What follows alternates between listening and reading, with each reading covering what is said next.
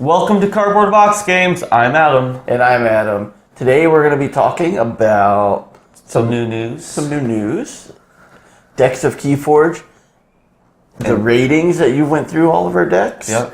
We also are going to be talking, I think, in detail about how we're playing multiplayer.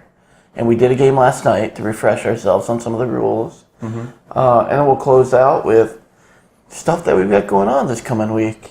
Let's get started.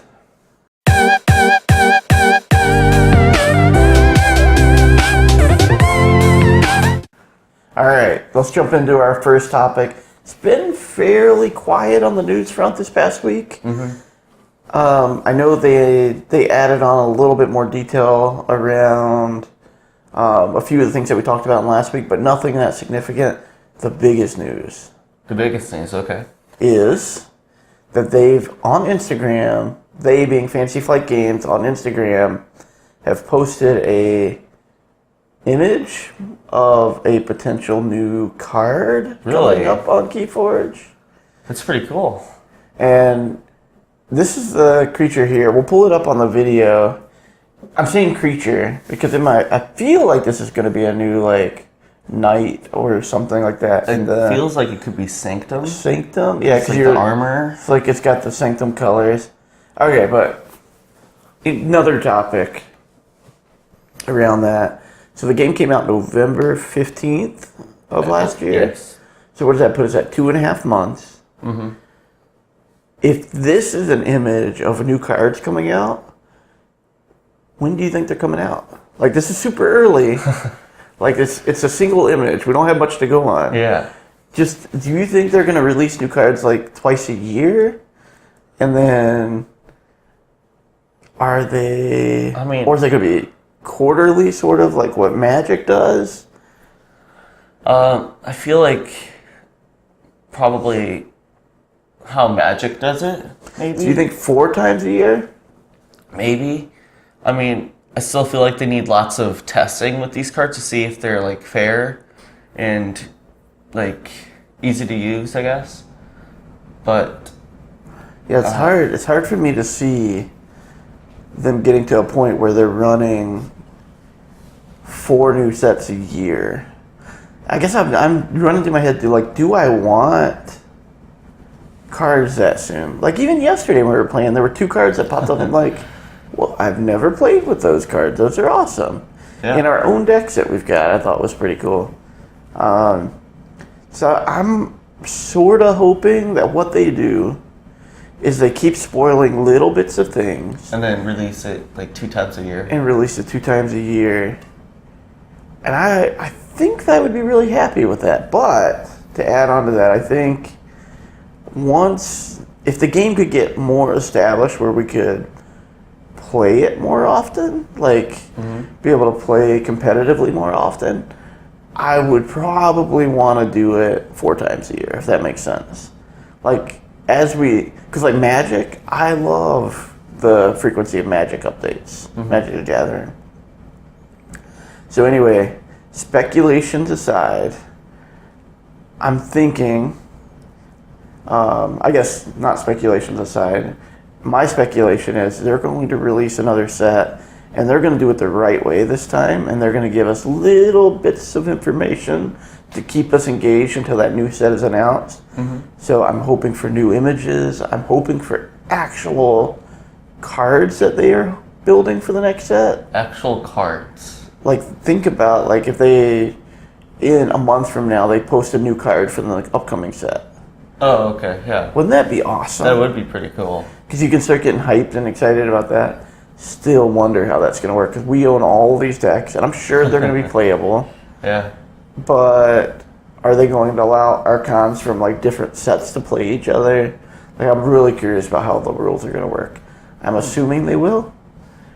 And is it going to be, here's a new set of cards that gets mixed into the current ones, or is it... That's probably what's going to happen. That's what I'm thinking too.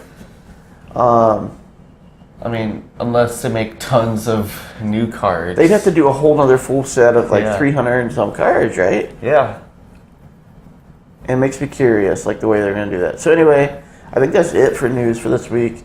Let's move over to topic number 2, which is Decks of Keyforge. Decks of Keyforge. So before you jump into this, I do want to state one thing. We did find out the Decks of Keyforge has updated their algorithm, and We didn't check. we haven't checked the decks updated from numbers. the So update. this is pre the recent update. In my little bit of checking, it just seemed to normalize things a little bit more. Based on some of the Reddit posts and things I saw, like someone had a deck that was at 84, and he felt like it was weaker than a deck that was at 76, and it ended up those decks came closer in level on Decks of Keyforge. That was really interesting. So it'd be worth trying that. Anyway, I'm gonna let you take over on this because you did all the work on taking all of our decks and compiling them into our top-rated list. Maybe you can start with our lowest deck. A lowest deck. Okay. So at the bottom, the red, it is our lowest deck, and it's a 62. The next range of decks is the orange, and it's in the 60s. And we have a 68 and a 67 in there. And our next range of decks is low 70s, 70 through 74. It's yellow. We have tons of 73s and 70 decks. And then the next range is a tealish, bluish color. It's our high 70s. We got a couple 79s, some 76s, and 3 75s. And second to last range is Or number blue. 2. Yeah, number 2. Yeah, number 2 I'm all there. Our Yeah. darkish bluish color is the 80 decks. We only have an 82 and an 84 deck, but that's still pretty good. In that range. Yeah. And then our highest deck is an 86. Yeah. Which is one that we had one through playtesting. And you had one that was the Ponderous Duelist of Dreadwiki, which was a 78, and we had pinpointed that one. Mm-hmm. So we had pinpointed a couple of our decks in rating based on that. And based on our gameplay, it does seem like a fairly... Of course, gameplay can change. It feels like a fairly accurate representation of the power of the deck. I will say I did play the 62 deck yesterday in a multiplayer setting, and we'll talk about that in a little bit. And you can absolutely feel the weakness compared to like our strongest decks that I've played. Without any chains. We didn't use any We chains. didn't use any chains because we were playing multiplayer, but Yeah. we do plan on doing that too. But I will say there are a couple deck names that are really standing out to me if you want to look them up yourself. But one of them that I really like is the Serene Beekeeper, Skeptic of Sansky.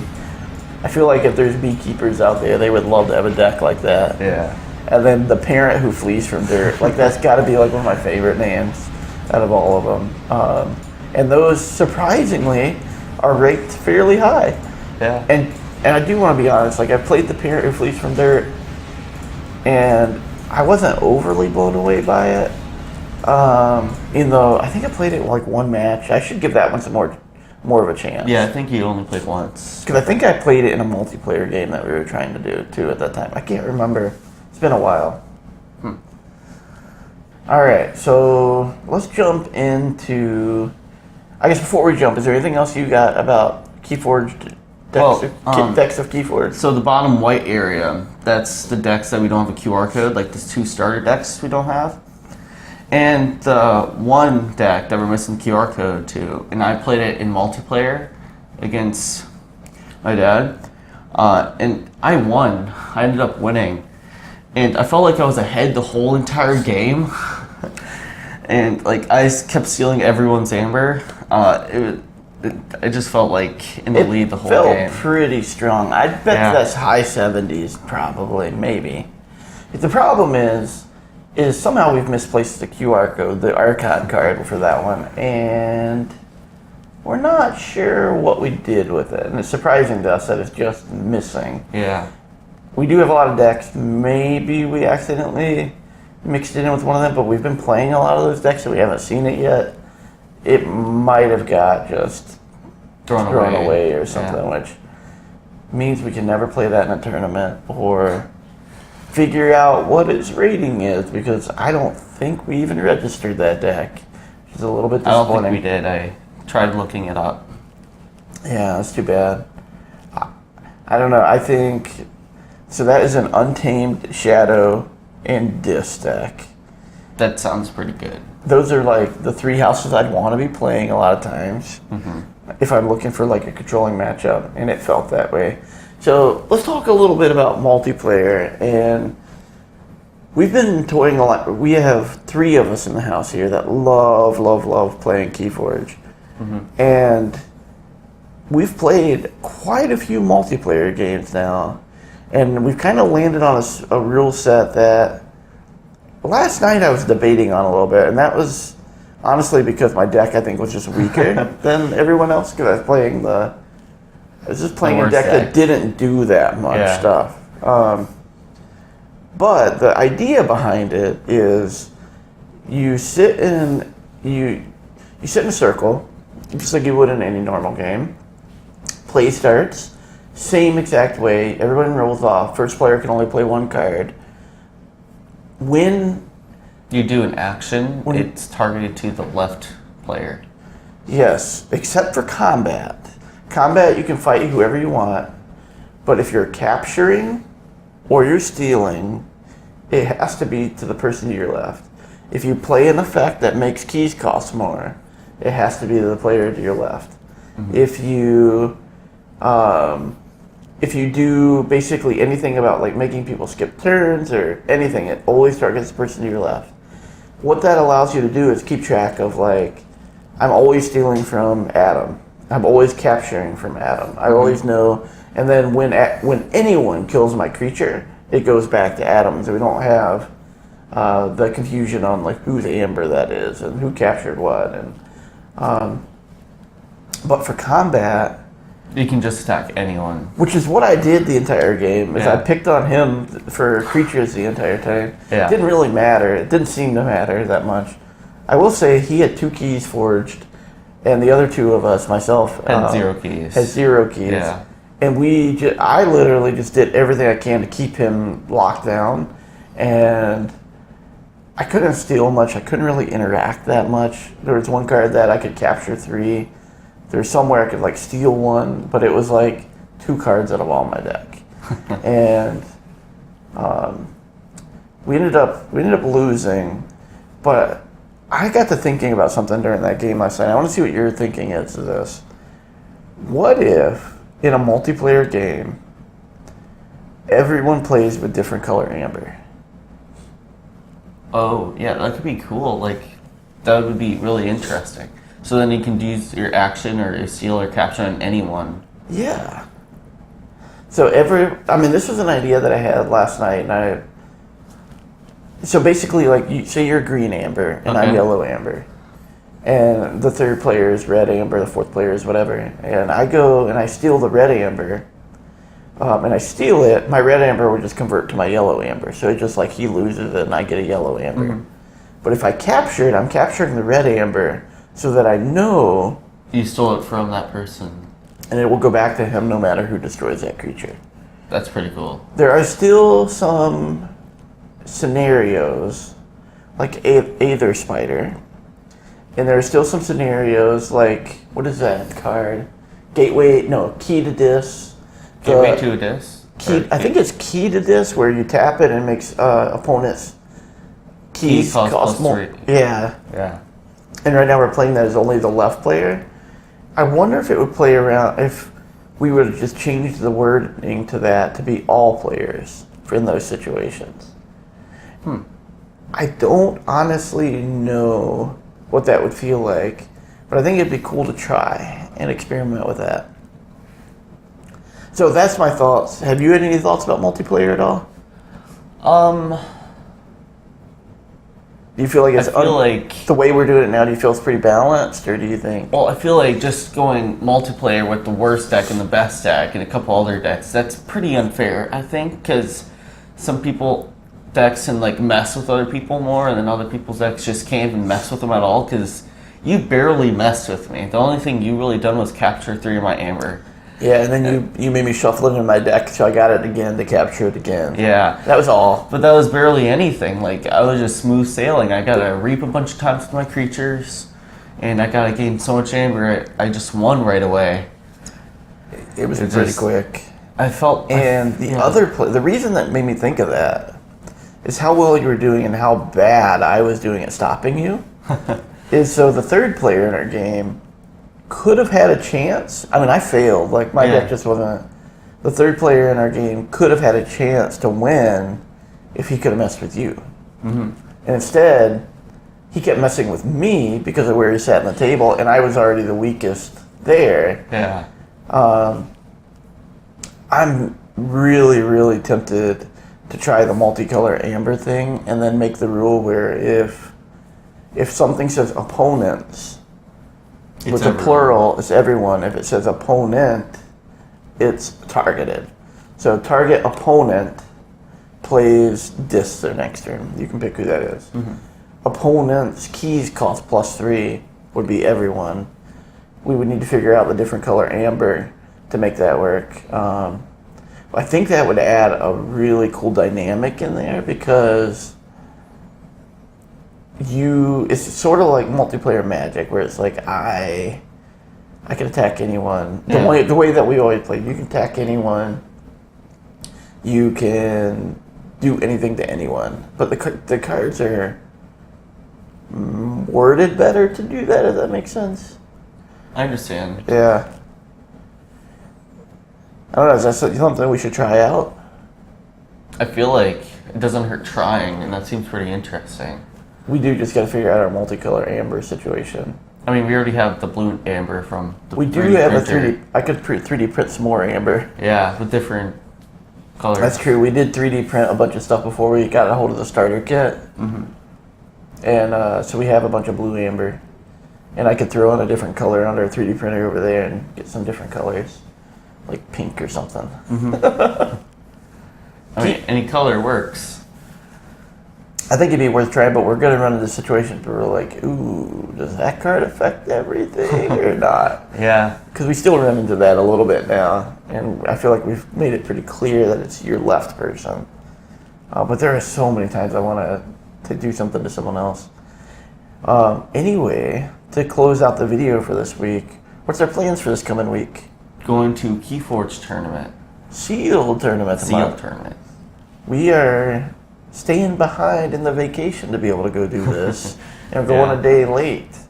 So hopefully our plans don't change, but we're going to be playing hopefully the same way we played last time. So it's best of 3, probably 3 matches. I was so confused. Like when we were doing the tournament, I thought if you win a battle, then you switch to the other deck you got.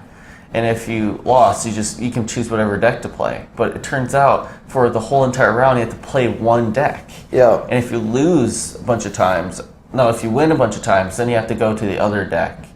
But then if you lose a bunch of times, you can choose either one. It was so confusing. It was weird rules. Hopefully they clarify that a little bit more. Because everybody I talked to did it differently. Yeah. Like I thought the same thing you did. So I switched decks. So my first round, I played deck 1. Match 1, game 1, I lost. I switched over my other deck. Game 1 or match 1, game 2, I lost. I would have absolutely played my first deck again, which is I think what they want you to do. I think they wanted you to stay with the same deck the entire match until you lost a match, and then you switch over to the second deck. Which my second deck was bad, so I did not want to play that. It was bad. But anyway. It'll be interesting to see how they do it, but I'm hoping they got some cool prizes, and I hope one of us wins something cool. Yeah. And hopefully we don't end up battling each other and have to knock each other out of top 8 or something like that. I don't know. Anyway, that's all I got. You got anything else for closing? No, that's it. All right. I mean, wait. Do you want to run through and update our numbers at some point? Just to see if they change? Is that a science? Yeah, I can do it today or before the vacation. Awesome. It'd be cool just to see if our 86 is still an 86. What was the highest deck you saw when you were going through and doing your research? The highest deck I saw was 102, I believe. I would love for us to get a hold of a 100 deck and see if that feels that much more powerful. Yeah. What's funny though is, let me just see here. 86 deck is. So like the Serene Beekeeper, Skeptic of Sansky Okay. is Sync or Shadow, Dis, and Untamed. or Sanctum, Untamed, and Brahmar. Oh, I was looking at the wrong one. I was looking at the wrong one Okay. too. So it doesn't even have Shadow or Dis in there, and that might be why that deck felt weaker to me, because there wasn't much ways to interact. Yeah. And I think with that type of deck, with what I know now, you really just need to focus on the board control, and you really need to focus on reaping.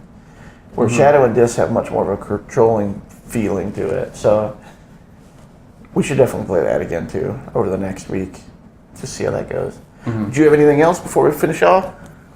No, that's it. All right. Thank you. This is episode 4, which is Episode 4, awesome. wow. We're doing a great job, I think, keeping up with these, and we're going to continue doing so.